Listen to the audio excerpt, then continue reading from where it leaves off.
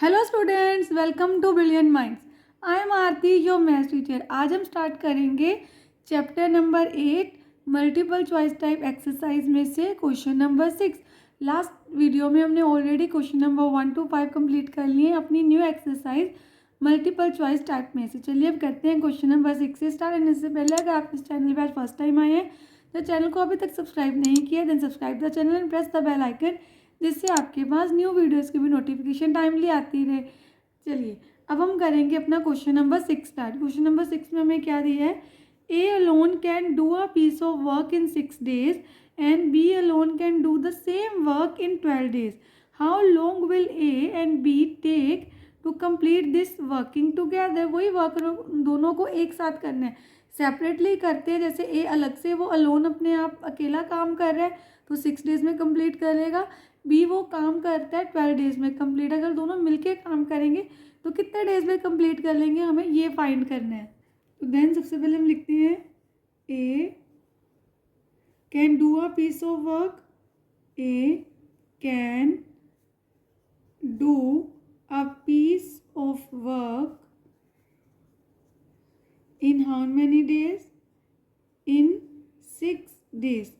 तो हमें क्या करना है? ए का 1 day वर्क फाइंड करना है। तो आप लिखेंगे एज 1 days वर्क। वो 1 day में कितना वर्क करेगा? तो वो करेगा 1/6। देखिए कैसे इस कंसेप्ट को भी समझना है। अगर आपके पास 6 days थे, वो पर्सन 6 days में, यहाँ पे बहुत डिटेल में कंसेप्ट को समझना है। 6 days में वो अपना 1 वर्क, वो जो वर्क, वो तो एक काम है ना पूरा, वो एक वर्क जो पूरा अपना 1 वर्क है उसका कंप्लीट कर लेगा। अगर उसे 1 day में उसमें से कितना वर्क करेगा ये देखना है। वो जो वर्क है वो 6 days में कंप्लीट होगा तो एक दिन में उसमें से कुछ पार्ट कंप्लीट होगा तो वो होगा 1/6। इसलिए हम लिखते हैं ऐसे एज 1 days वर्क। एक दिन में वो कितना काम करेगा। ऐसे ही B can do a piece of work in how many days? तो बी करेगा वो सेम वर्क इन 12 days। और ऐसे हम 20 का भी 1 day वर्क निकाल लेंगे। 20 1 days वर्क। बी एक दिन में कितना काम करेगा? एक दिन में करेगा 1/12। अब हमें फाइंड करना है ए प्लस बी दोनों का मिलके। आप टुगेदर भी लिख सकते हैं A and B is together work. A and B is 1 day work. वो दोनों 1 day में कितना वर्क करेंगे?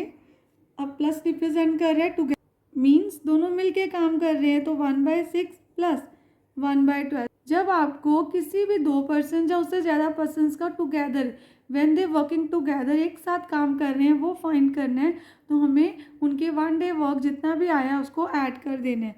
तो देखिए 6 and 12 का पहले आपको एलसीएम लेना होगा। 6 and 12 का हम एलसीएम लेंगे तो 2 के टेबल में जा सकता है। 6 2 3 एंड 2 6 देन अगेन 2 पे 3 एज इट इज़। 2 3 6 देन 3 के टेबल में जा सकता है तो 2 2 4 3 12। तो आपका एलसीएम आ गया 12। हमारा क्या रूल होता है? हमारा एलसीएम और डिनोमिनेटर होने चाहिए सेम। अगर वो सेम नहीं है तो क्या करना है? आपको एलसीएम से डिनोमिनेटर को कर देना है डिवाइड। तो 12 जब 6 के साथ डिवाइड होगा तो हमारे पास आंसर आएगा 2। जो भी आपका आंसर आया उसको न्यूमिनेटर से मल्टीप्लाई कर दीजिए। तो 1 2 2 प्लस 12 को 12 से डिवाइड करेंगे 1 1 into 1 1 as it is. Then हमारा आंसर आया 3/12। इसको हम लोएस्ट टर्म में रिड्यूस कर सकते हैं। 3 1 3 एंड 3 4 हमारे पास आया 1/4। ये क्या आ गया? A and B is 1 day work. अब हमें नंबर ऑफ डेज निकालने हैं कि ए एंड बी दोनों कितने डेज में वर्क को कंप्लीट कर लेंगे। अब हम यहाँ पे लिख सकते हैं A and be together will complete the work in. देखिए अब हाउ मैनी डेज, कितने डेज में कर लेंगे? जो भी आपका 1 day वर्क आया आपको उसको कर देना है रेसिप्रोकल। तो 1/4 का रेसिप्रोकल होगा 4/1। तो आप लिखेंगे ए and be together will complete the work in 4 days। हमारे पास एक फॉर्मूला भी होता है, इसको आप सीधा रेसिप्रोकल भी कर सकते हैं।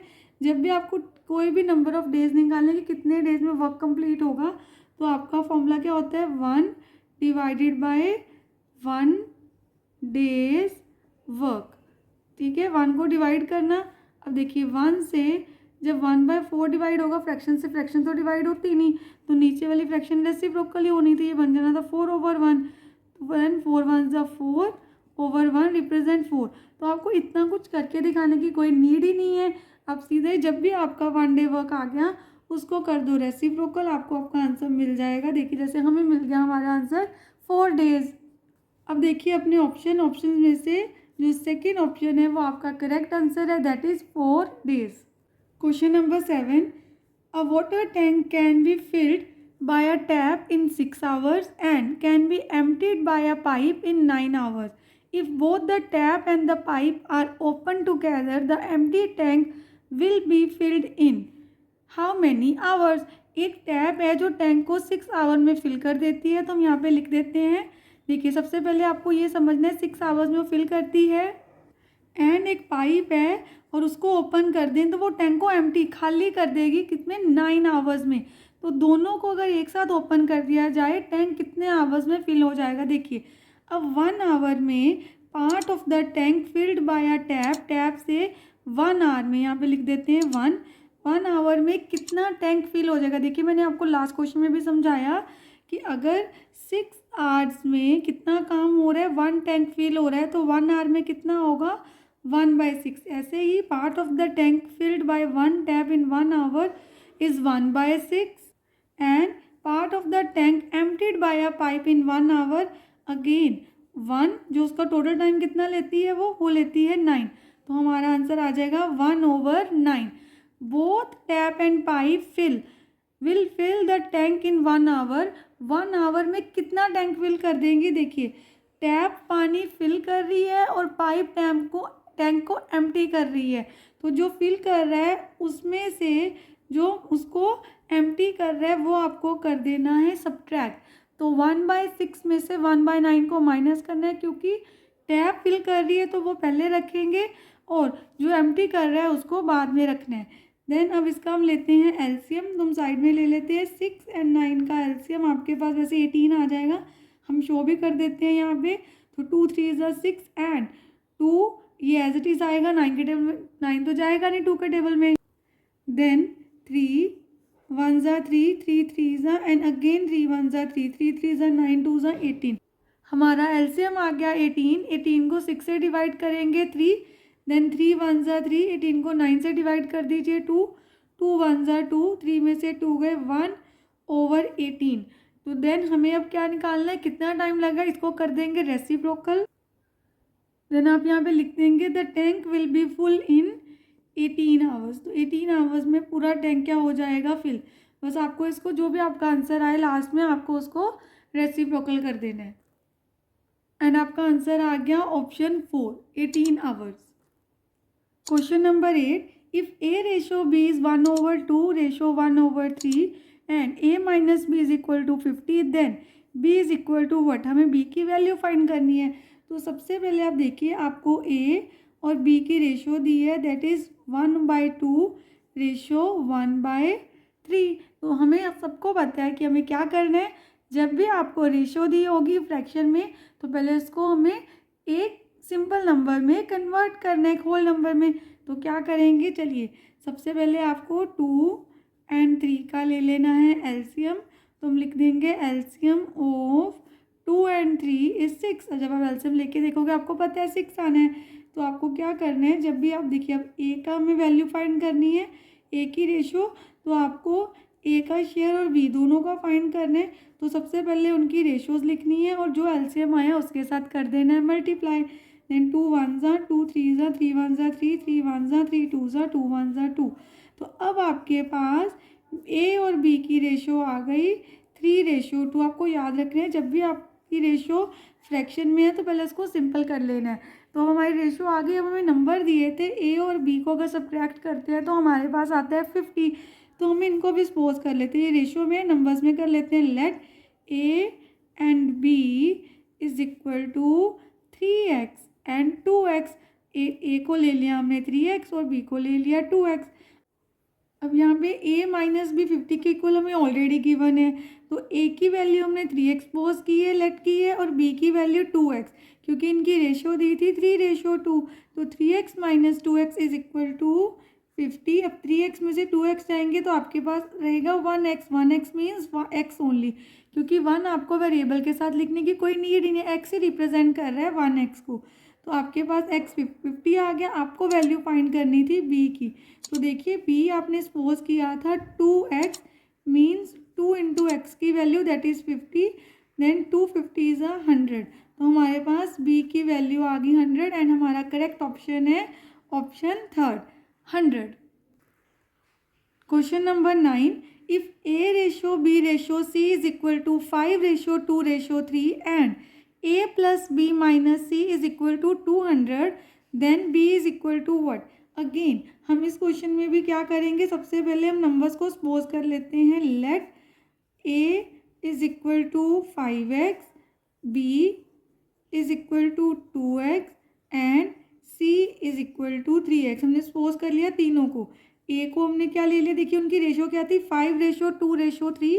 तो ए हो गया 5x, बी हो गया 2x and C is 3x। Then अब हमारे क्वेश्चन में है A plus B minus C is equal to 200। Then put the values. A represent 5x plus B की वैल्यू 2x माइनस सी की वैल्यू क्या है 3x इज इक्वल टू 200। अब इसको हम सॉल्व करते हैं। 5x plus 2x is equal to 7x, then minus 3x as it is.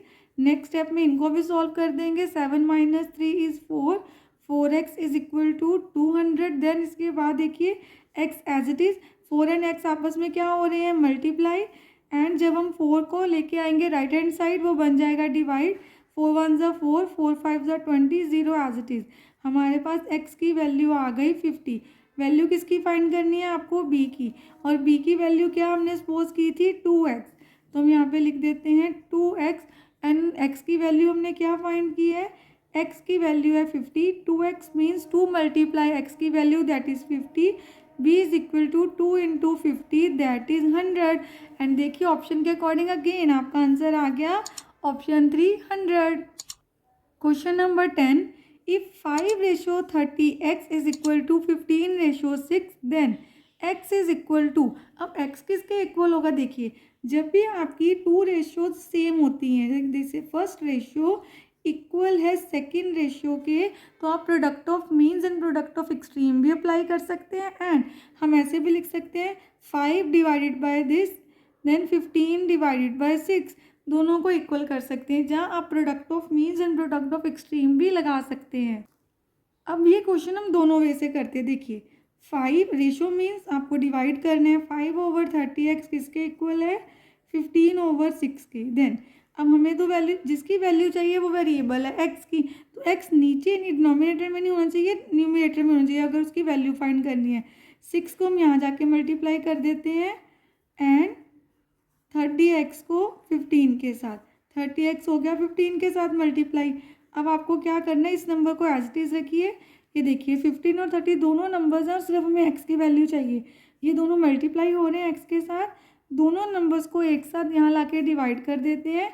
यहाँ पे x एज इट इज़ रह गया। देन देखिए 6 1 ज़ा 6, 6 5 ज़ा 30, 5 1 ज़ा 5, 5 1 ज़ा 5। तो आपके पास x का आंसर क्या आ गया, x इज इक्वल टू 1, 1 1 ज़ा 1 ओवर 5, 15, यहाँ 15 1 ज़ा 15। तो x का आंसर आ गया 1 ओवर 15, आपका ऑप्शन 2। अब यही सम हम product of means product of extreme से भी कर सकते थे। कैसे, देखिए 5 रेशो 30x किसके इक्वल है 15 रेशो 6 के, दोनों रेशोज इक्वल है। ये आपकी मीन्स नंबर है और ये एक्सट्रीम है। तो हमें क्या करना होता है, हमें बस लगाना है यहाँ पे, देखिए product of means is equal to product of extreme. आपका मीन और एक्सट्रीम का प्रोडक्ट क्या है, इक्वल। हम यहाँ पे लिख देते हैं प्रोडक्ट ऑफ एक्सट्रीम्स। अब देखिए product of means it means 30x into 15 and इस साइड आ जाएगा 5 इंटू 6। अगेन हमें x को देखिए क्या रिप्रेजेंट कर रहा है 30 मल्टीप्लाई नंबर्स हम एक साथ लिख सकते हैं 30 इंटू 50 इंटू एक्स, क्योंकि सारे मल्टीप्लाई हो रहे हैं तो x को एज इट इज़ रख दीजिए। अगेन इन दोनों नंबर्स को हम नीचे ले जाते हैं 30 इंटू 15। अब दोनों में से कोई मेथड भी कर सकते हैं। देखिए 5 1 ज़ा 5, 5 6 ज़ा 6 1 ज़ा 6 1 ज़ा, अगेन 1 1 ज़ा 1, 15 वन ज़ा 15, तो आपके पास x की वैल्यू आ गई 1/15। हमारा आंसर आ गया option 2। Option 2 is our correct answer, that is 1/15। अब देखिए क्वेश्चन नंबर 10 हमारा कंप्लीट हो गया और इसके साथ साथ आपके चैप्टर नंबर 8 की मल्टीपल चॉइस टाइप एक्सरसाइज भी कंप्लीट होगी एंड आई होप सारे स्टूडेंट्स को बहुत अच्छे से क्लियर भी हो गई है। नेक्स्ट वीडियो में अपने न्यू चैप्टर की मल्टीपल चॉइस टाइप क्वेश्चंस की एक्सरसाइज को स्टार्ट करेंगे। अगर आपको वीडियो अच्छी लगी तो please like share subscribe and press the bell icon, जिससे आपके पास न्यू वीडियोज़ की भी नोटिफिकेशन टाइमली आती रहे। Thank you for watching.